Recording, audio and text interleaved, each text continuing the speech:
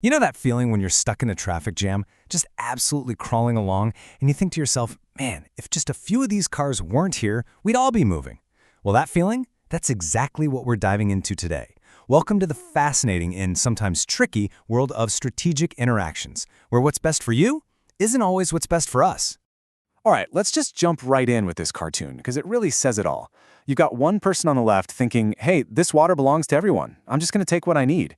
And then on the right, someone else is looking around going, seems like there's less and less to go around these days. It just perfectly nails the problem, right? When what I do starts the clash with what's good for everybody. So this problem actually has a name. It's called a social dilemma. And it's basically any situation where a bunch of people, all acting totally rationally, all doing what's best for them individually, end up creating a result that's, well, worse for the whole group. I mean, think about it. Traffic jams, climate change, these are huge, real-world social dilemmas happening right now. So to really get our heads around this, we're going to go back to the classic thought experiment that kind of kicked this whole conversation off. Let's talk about a pasture of problems. Okay, picture this. There's a big, open pasture, a commons, and it's open to all the herdsmen in a village. Now, each herdsman is thinking the same thing. What's the harm in adding just one more cow to my herd? And you can see why the logic is so tempting, right? The benefit, the profit from that extra cow, that's 100% mine. But the downside, that little bit of extra grass it eats, well, that's a cost that's shared by everybody. It's tiny. And since that personal gain feels so much bigger than that tiny shared cost, what happens? Every single herdsman makes the exact same completely sensible decision. They add another cow, and then another, and it leads to this really powerful and kind of tragic conclusion. Freedom in the commons brings ruin to all. The pasture gets completely depleted. So how can we actually analyze these super tricky situations where my choice affects you and your choice affects me? Well, there's a tool for that. Welcome to the game. The tool we're going to use is called game theory. And to see how it works, let's meet our players for today. Two farmers, Anil and Bala. They've got a decision to make, and they have to make it on their own, without knowing what the other is going to do. They have to decide, should I plant rice or should I plant cassava? Okay, now don't let this grid of numbers freak you out. It's actually pretty simple. On the left, you've got the story in words, like what happens if they both plant rice.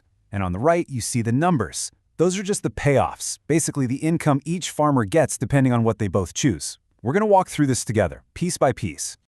So first up, let's look at a game where everything works out, well, perfectly. Almost like magic. We'll call this one the invisible hands magic. All right, it's your turn to play. I want you to put yourself in Anil's shoes for a second. Let's say you're pretty sure your neighbor, Bala, is going to plant rice. So looking at those numbers, what's your best move? Do you plant rice too, or do you go with cassava? Let's trace the logic here. If Bala chooses rice, we just need to look at that first column. So as Anil, you've got two choices, right? You can plant rice and get a payoff of 4, or you can plant cassava and get a payoff of 6. Well, 6 is obviously better than 4, so your best response is clear. It's cassava. Okay, now let's flip it around and look at it from Bala's point of view. Let's say Anil plants rice. Bala gets 4 for rice, but only 3 for cassava, so he chooses rice. What if Anil plants cassava? Well, Bala gets 6 for rice versus 5 for cassava. Again, he chooses rice. So see what's happening? No matter what Anil does, rice is always the better choice for Bala. And when you have a choice that's always the best one, we call that a dominant strategy. So let's put it all together now. Bala has a dominant strategy, so we know he's going to play rice. Anil, being a smart farmer, figures this out and plays his best response, which is cassava. And boom, they land right here. This outcome, where they both made their best choice given the other's choice, is super stable. It's called a Nash equilibrium. Basically, it's a point where nobody has any regrets. Neither one wishes they'd pick something different. And this is a fantastic example of what we call an invisible hand game. It's awesome. Just by looking out for themselves, just by pursuing their own self-interest, Anil and Bala were kind of guided, as if by an invisible hand, to an outcome that was the best possible one for both of them. And not just them, but for everyone. They specialized, they didn't flood the market with one crop, and they made the most money possible together. But what happens when that exact same logic, that perfectly rational, self-interested thinking, doesn't lead to a great outcome? What happens when it leads you straight into a trap? Let's change the game completely. Our farmers, Anil and Bala, now have a brand new problem. And it's a shared one. These nasty pests are threatening to wipe out both of their crops, and they each have to figure out how to handle it. So they've got two choices. Option 1, they can cooperate and use this eco-friendly method called Integrated Pest Control, or IPC. Option 2, they can use a really cheap but super polluting pesticide we'll call toxic tide. The catch is, it contaminates the water supply they both rely on. So, let's look at the new payoffs for this game. Okay, let's run the logic for Anil again. If Bala goes with the clean IPC method, that's the first column, Anil can cooperate and get a 3, or he can spray Toxic Tide and get a 4. He'll take the 4. Now, what if Bala sprays Toxic Tide? That's the second column. Anil gets a 1 for being the good guy, or a 2 for spraying 2. Again, he chooses Toxic Tide. So just like before, Toxic Tide is his dominant strategy. It's his best move no matter what Bala does, and since this game is perfectly symmetrical, the exact same logic applies to Bala. And here's the trap. This is the tragic part. Because they both rationally play their dominant strategy, they both end up using Toxic Tide, and they each walk away with a payoff of 2. But just look at the board.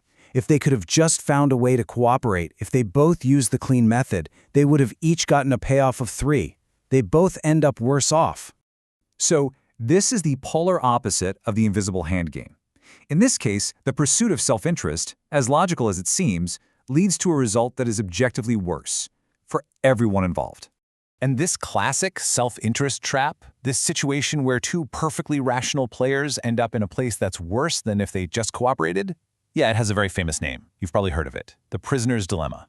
Wow. Okay, that sounds pretty bleak, right? If just being rational and looking out for yourself can lead to ruin, are we just doomed to these bad outcomes? Is there any way to escape the dilemma? Well, of course there is. The good news is, in the real world, we actually solve these kinds of social dilemmas all the time. How? Well, sometimes it's just through plain old altruism. We actually care about other people. A lot of the time, it's through our communities. We create rules, social norms, and we build trust to encourage people to cooperate. And finally, you have public policies. Governments can step in with laws or maybe taxes that actually change the numbers on the board, making cooperation the most rational choice after all. So you see, these games aren't just some abstract thing in a textbook about farmers. We face these choices every single day. When we decide whether to recycle, or how to work together on a team project, or even how entire countries deal with global challenges. The invisible hand and the prisoner's dilemma are playing out all around us, all the time. So the real question, the one I want to leave you with, is this. Now that you can see the game, how will you choose to play?